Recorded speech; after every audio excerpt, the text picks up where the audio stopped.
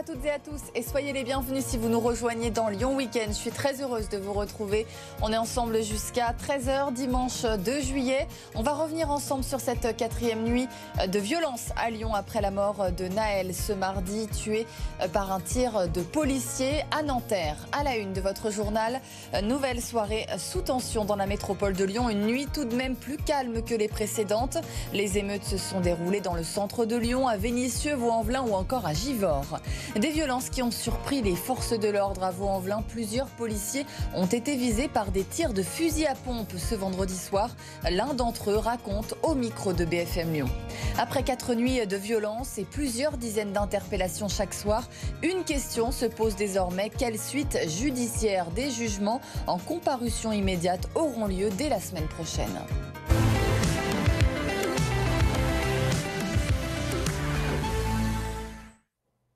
Le dispositif de sécurité a peut-être été dissuasif. La nuit a été moins tendue à Lyon par rapport aux précédentes. Des violences tout de même à signaler. À Lyon, à Vénissieux, Givors ou encore à Vaux-en-Velin, mais rien de comparable à la nuit de vendredi à samedi. Les précisions avec Isabelle Collens.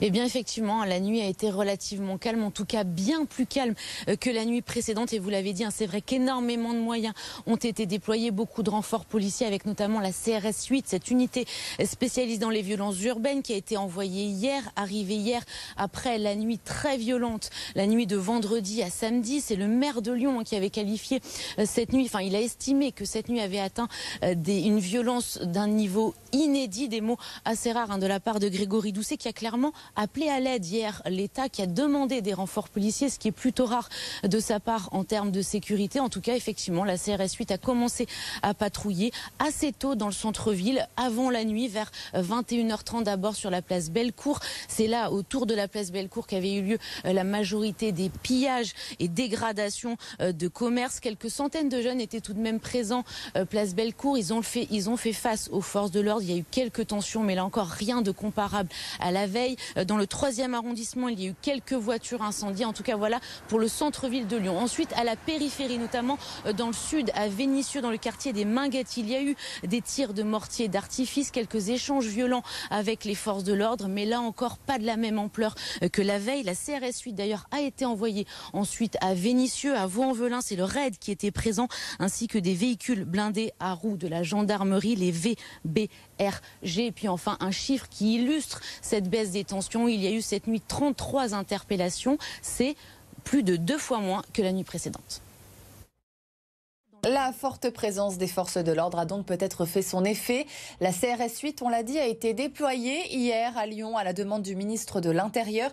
Mais alors, quelle est cette unité d'élite? La préfète du Rhône, Fabienne Bussiot, donne des explications au micro de Maëva Comsi. Écoutez. Alors cette CRS, elle est un peu particulière. D'abord, elle est un peu plus nombreuse en effectif que les autres CRS. Et puis, elle est spécialement formée aux situations que nous connaissons. Et elle a un autre aussi avantage, et vous le verrez, c'est qu'on peut les diviser, comme ils sont spécialement formés, on peut les mettre en formation plus petite, plus restreinte que ce qu'on peut faire d'ordinaire avec les CRS ou les EGM, les escadrons de gendarmerie. Voilà, donc elle présente plein d'avantages pour le sujet qui nous préoccupe. Effectivement, il y a des groupes extrêmement mobiles, donc il faut être nous aussi mobiles, aussi organisés, aussi prêts à réagir qu'eux. Des moyens supplémentaires à Lyon demandés par Grégory Doucet après cette nuit de vendredi à samedi sous haute tension. Le ministre de l'Intérieur l'a entendu, mais les deux hommes se sont une nouvelle fois accusés mutuellement dans les médias de ne pas avoir mis assez de moyens pour gérer ces violences urbaines. Arthur Blé. Sa prise de parole était attendue. Grégory Doucet s'est exprimé samedi en milieu de journée. Il a demandé plus de moyens à l'État pour protéger la ville. Selon lui, les policiers n'étaient pas suffisamment nombreux pour maintenir l'ordre. Je demande à ce qu'il y ait des renforts de la police nationale très rapidement, parce que on a fait le constat hier soir que certains équipages pouvaient être certaines brigades pouvaient être en difficulté, parce que on a affaire à des personnes, à des émeutiers qui sont extrêmement mobiles. Donc on a besoin d'avoir des renforts de la police pour pouvoir intervenir plus vite. Des accusations qui ne passent pas du côté du ministère de l'Intérieur. Gérald Darmanin a annoncé dans la foulée la venue à Lyon de la CRS 8, une compagnie spécialisée dans le maintien de l'ordre. Il demande aussi à Grégory Doucet de mettre plus de moyens pour sécuriser la ville. On voit que là où les villes ont installé des caméras de vidéosurveillance, je suis ici à Dreux, on arrive à mieux intervenir pour la police nationale gendarmerie et mieux interpeller les délinquants. Il faut que les maires de Lyon et de Marseille continuent à mettre des caméras de vidéoprotection. Il faut aussi que les polices municipales, même si elles n'interviennent pas comme la police nationale, nous aident pour garder des bâtiments. Moi, je regrette un certain nombre de décisions qui fait que certains maires ont souhaité, c'est le cas à Lyon, de retirer les 300 policiers municipaux, par exemple, qui bien sûr ne doivent pas aller au front du combat contre les délinquants, mais qui peuvent aider, tenir des gardes statiques dans les commissariats, parce qu'évidemment, les policiers doivent être dehors dans la rue. Une version démentie par la majorité écologiste. Elle a indiqué à BFM Lyon que la police municipale était présente vendredi soir sur le terrain, notamment pour protéger l'hôtel de ville et un poste de police. Des violences qui ont surpris les forces de l'ordre. À Vaux-en-Velin, plusieurs policiers ont été visés par des tirs de fusil à pompe dans la nuit de vendredi à samedi. L'un d'entre eux raconte au micro de Gwenaël Vandrestin.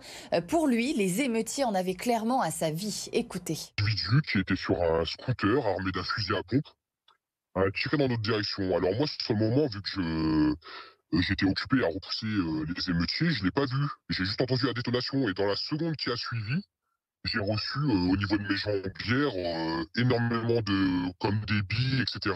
Et là, instinctivement, on a tout de suite dit que c'était un fusil à pompe et là, on a reculé. Alors j'ai des collègues qui ont reçu du plomb dans les cuisses, dans le visage, dans les bras. Et voilà, c'est parti du corps et heureusement pas de pronostic vital engagé. On voit que clairement qu'il y a de la haine. Et ces 3 dernières nuits, pas seulement hier, parce qu'hier il y avait les armes d'accord, mais ces 3 dernières nuits, on entend des choses comme tuez-les venant de ces groupes. Et ils veulent vraiment tuer du flic, quoi. C'est vraiment ça. Là, on a vécu des scènes de guérilla urbaine avec des individus extrêmement nombreux, vraiment des groupes constitués, dissimulés. Très bien équipés également, parce que dans la soirée, on a également identifié des véhicules qui ravitaillaient les émeutiers avec des mortiers tout au long de la soirée. On a vécu véritablement des scènes de chaos, on a eu des renforts de véhicules blindés de la gendarmerie. Un autre point très chaud dans la nuit de vendredi à samedi, c'était dans le 8e arrondissement de Lyon, dans le quartier de Mermoz. Un bureau de poste a été attaqué à l'explosif en pleine nuit. Les habitants ont été réveillés par l'explosion. Raphaël Blanc-D'Amour. Une impressionnante déflagration suivie d'une épaisse fumée. Les émeutes ont pris une autre dimension avec cette attaque du bureau de la Poste à l'explosif. Au lendemain, nombreux sont les riverains en colère. Je ne comprends pas, si vous voulez, c'est réellement le plaisir de saccager. Et voilà, c'est même pas par rapport à l'événement qui s'est produit, c'est simplement pour saccager tout ce qui existe, quoi. On est contre tout. D'autres ont du mal à trouver le sommeil à force de nuits d'émeutes. Bah oui, c'est mal dormi, hein, bah oui. À 4 h du matin. Hein. Et les gens là-bas qui brûlent la poste, tout ça. Alors, même le boulanger, le tabac, tout ça. Effectivement, dans la nuit, des commerces ont été également attaqués, ainsi que des voitures incendiées, tout comme un engin de chantier. Des actes qui, même s'ils ne sont pas cautionnés, peuvent être en partie compris. On ne vit pas les mêmes choses que ces jeunes-là aussi. Il faut savoir que c'est peut-être des jeunes qui viennent de quartiers assez difficiles, etc. Nous, on n'est pas tous confrontés aux mêmes difficultés, donc comprendre, c'est un bien grand mot, mais le concevoir, en tout cas, oui. Dépassés, les forces de l'ordre n'ont pas pu prévenir tous les débordements dans le quartier de Mermoz. Un manquement qui s'explique avant tout par une pénurie d'effectifs, selon certains habitants. Ils font ce qu'ils peuvent, les pauvres, mais ils ne sont pas assez nombreux. Et malheureusement, dès qu'il y a une bavure, on leur tape dessus, ça c'est pas normal. Après plusieurs jours d'émeutes, l'exaspération commence donc à se faire ressentir. 4e nuit d'émeutes et de violences chez nous à Lyon, avec plusieurs dizaines d'interpellations chaque soir. Une question se pose désormais. Quelles sont les suites judiciaires pour ces interpellés? Élément de réponse avec Abdelmalek Benawina. Alors que les esprits commencent à s'apaiser et les violences urbaines à se tasser, l'heure est désormais au bilan et à la justice.